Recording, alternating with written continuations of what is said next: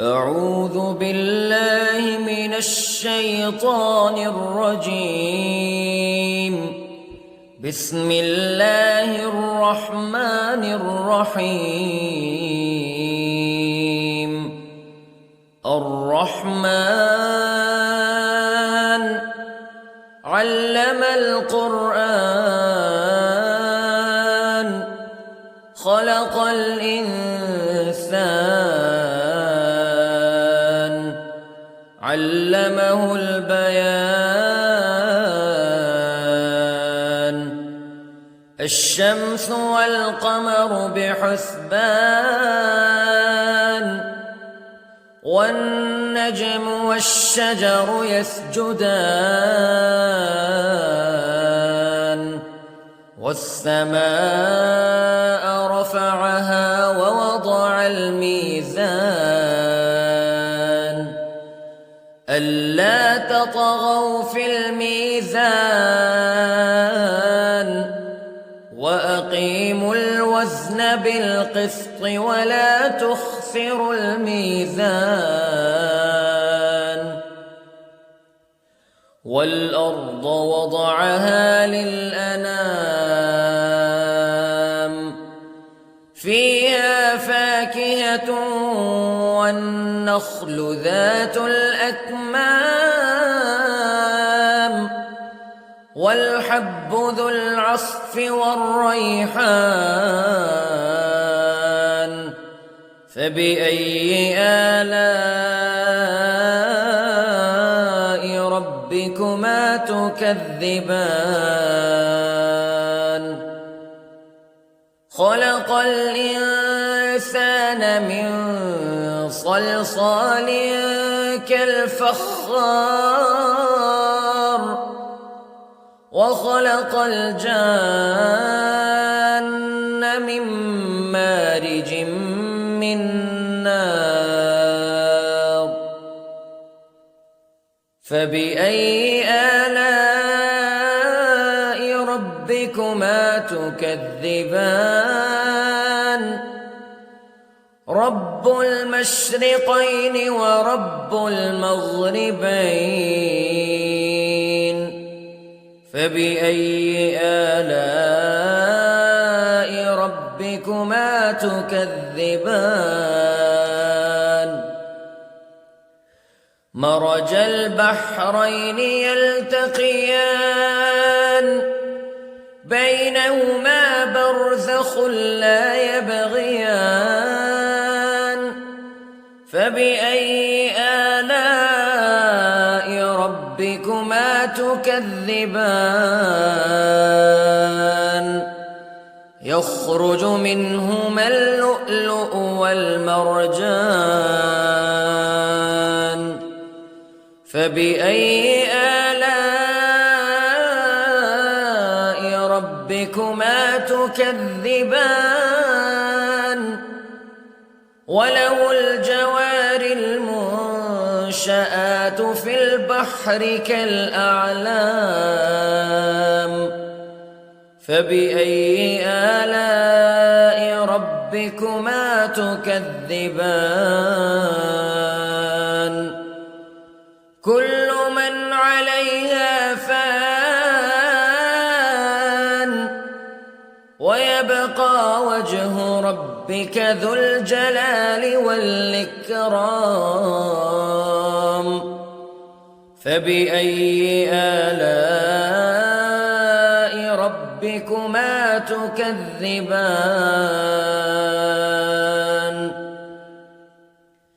يسأله من في السماوات والأرض كل يوم هو في شأن فبأي آلاء ربكما تكذبان. سنفرغ لكم أيها الثقلان فبأي آلاء ربكما تكذبان.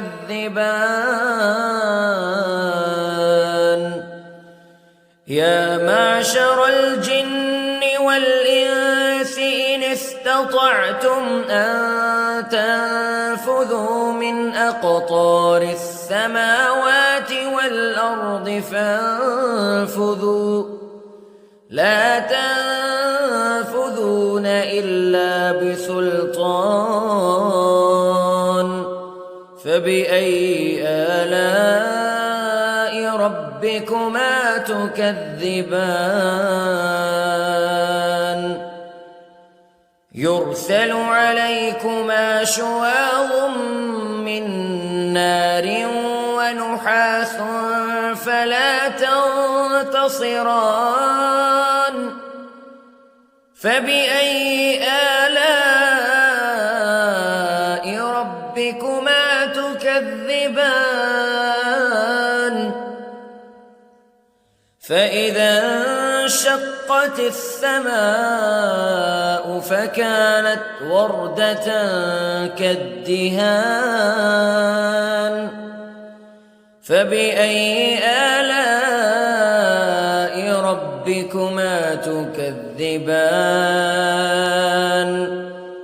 فيومئذ لا يسأل عن ذنبه إنس ولا جان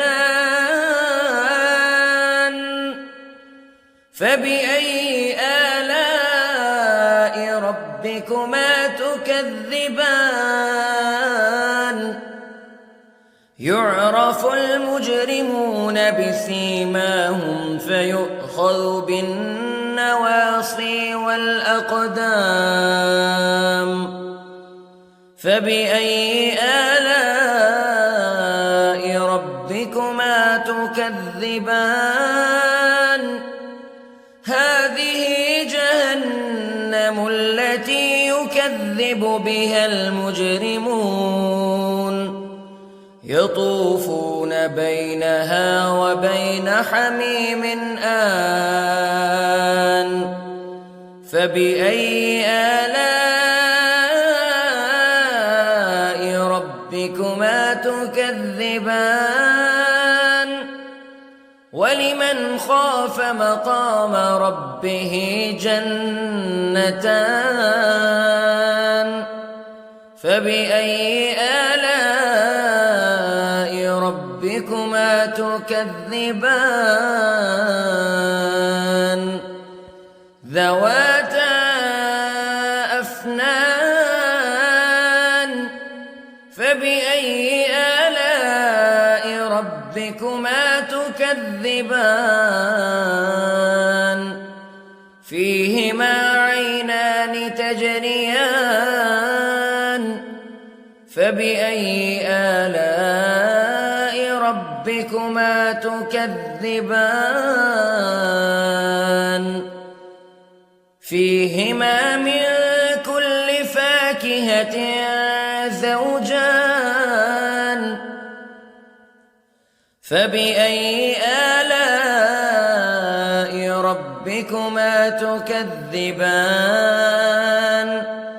متكئين على فرش بطائنها من استبرق وجنى الجنتين دان فبأي آلاء ربكما تكذبان فيهن قاصرات الطرف لم يطمثهن إنس قبلهم ولا جان فبأي آلاء ربكما تكذبان كأنهن الياقوت والمرجان فبأي آلاء ربكما تكذبان هل جزاء الإحسان إلا الإحسان فبأي آلاء ربكما تكذبان ومن دونهما جنتان فبأي آلاء ربكما تكذبان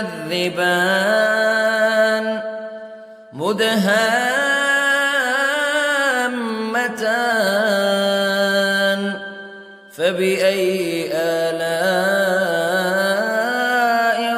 ربكما تكذبان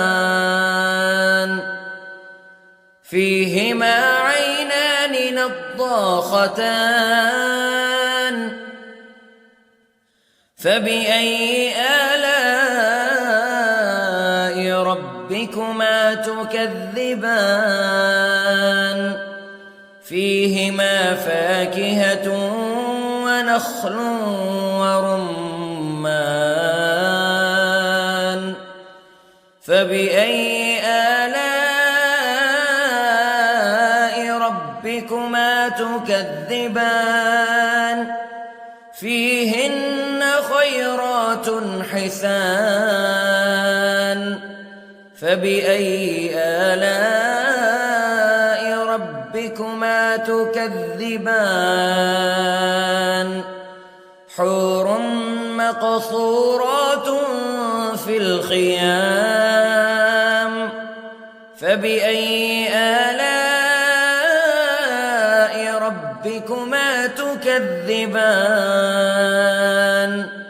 لم يطمثهن إنس قبلهم ولا جان